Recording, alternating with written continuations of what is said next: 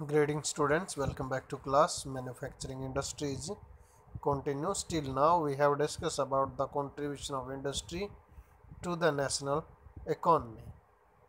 Industrial location we have to discuss. Then we discuss about the agro-based industries. Mainly in agro-based industry में textile industry, cotton industry हमने discuss किया था. Students there are the some textile industries, उनके बारे में हम यहाँ discuss कर सकते हैं. जो यहाँ पर ये मेंशन कर रखा है मुंबई, ये पहली इंडस्ट्री है जो इंडिया के अंदर सक्सेसफुल थी. फर्स्ट सक्सेसफुल इंडस्ट्री कहाँ लगी थी? इंडिया में लगी थी, मुंबई के अंदर. उसके बाद जो है 1862 में फिर 4 इंडस्ट्रियां लगाई गई थी कानपुर के अंदर. इलाहाबाद को जो है सिटी ऑफ वीवर के नाम से जाना जाता है. You all are aware I think about it. Allahabad city of weaver या मैनचेस्टर ऑफ इंडिया के नाम से भी इसको हम जानते हैं. The Manchester of Haryana is Panipat. और कॉटन टेक्सटाइल इंडस्ट्री हरियाणा में कहाँ लगी है? पानीपत लगी है. तो इस तरीके से और भी दूसरे शहर हैं, सूरत में भी इंडस्ट्री लगी है. तो जो एग्ज़ाम पॉइंट ऑफ व्यू से इम्पोर्टेंट है वो आपके लिए केवल मुंबई इम्पोर्टेंट है यहाँ पर. So here we are going to discuss about the jute textile. Jute industry के बारे में हम यहाँ डिस्कस करेंगे.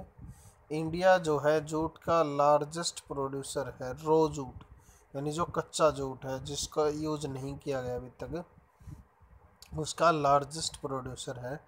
And jute goods stand at second place after the Bangladesh. Jute goods यानी जूट का जो सामान है या जूट से बना हुआ जो सामान है उसमें इंडिया की सेकंड पोजीशन है. तो फर्स्ट पोजीशन बांग्लादेश की है.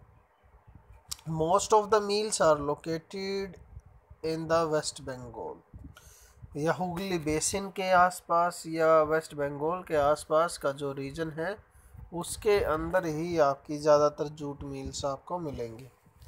Mainly along the bank of the Hooghly river, as I told you कि हुगली रिवर के बैंक के आसपास का जो एरिया है वहाँ ज़्यादातर जूट मिल देखने को हमें मिलती हैं.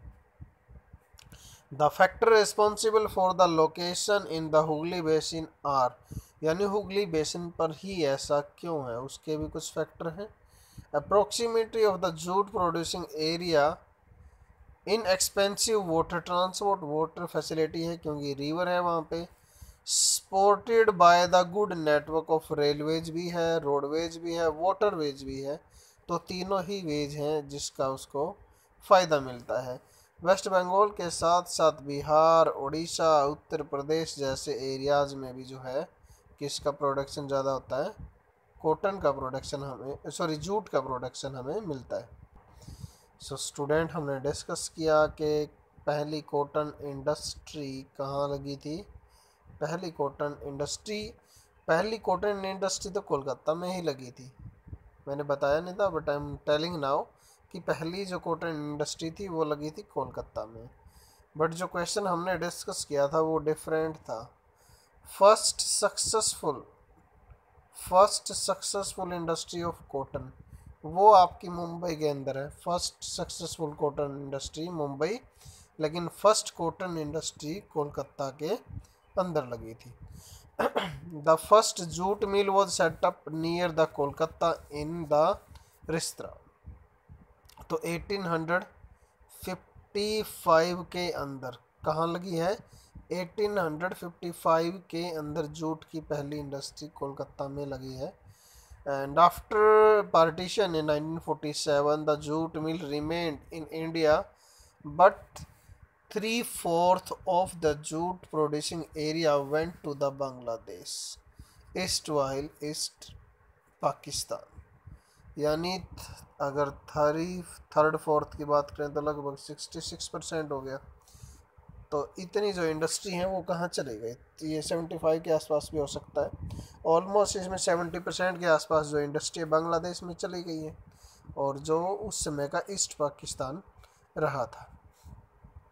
Students, next industry is there that is the sugar industry. लेकिन उससे पहले हम डिस्कस कर लेते हैं challenges faced by the industry.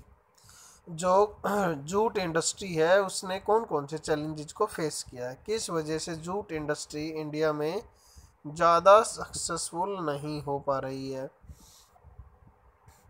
challenges by faced by the jute industry including the stiff competition in the international market from the synthetics substitutes, या synthetic से बनी हुई चीज़ें वो उसको काफ़ी टफ कंपटीशन दे रही हैं। कॉम्पिटिटर जैसे बांग्लादेश हो गया, ब्राज़ील हो गया, फिलीपींस हो गया, इजिप्ट, थाईलैंड हो गया। However, the international demand had been on the increase due to the government policies of mandatory use of packeting. अब कुछ उसमें जो है फ़ायदा थोड़ा बहुत हुआ है, तो वो किस वजह से हुआ है, इंक्रीज किस वजह से हुआ है, due to the government policies. हमने देखा होगा कि जूट के थैले देखते हैं मार्केट में बहुत सारे, तो गवर्नमेंट ने कुछ ऐसी पॉलिसीज़ बना दी हैं जैसे कि प्लास्टिक बैन कर दिया, तो आपको वो चीज़ें यूज करनी ही होंगी।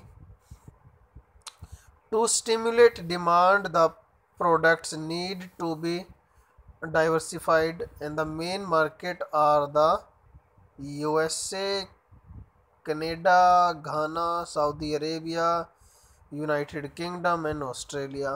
The global concern for the environment friendly and biodegradable material has once again opened the opportunity for the jute product. अब बायोडिग्रेडेबल है और इको फ्रेंडली है, इसलिए अब इसमें थोड़ा सा इम्प्रूवमेंट ज़रूर हुआ है।